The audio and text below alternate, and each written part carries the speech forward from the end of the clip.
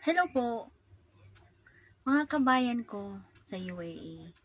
Ako nga pala si Grace, OFW din, kagaya sa inyo.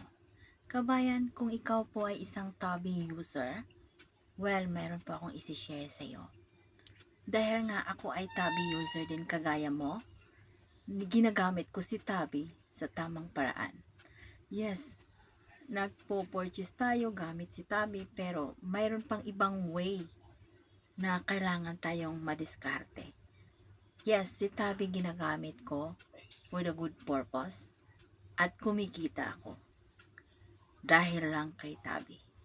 So, kung ikaw na-curious ka kung paano siya gagamitin, na nagkakaroon ako ng income dahil kay Tabi, i-message mo ako.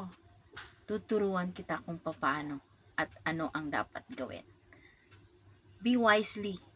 Kasi nga, kung purchase lang tayo ng purchase na wala namang dumarating dito kabayan, sa opportunity na ibibigay ko or sa opportunity na isi-share ko sa inyo, magkakaroon kayo ng pagbabago.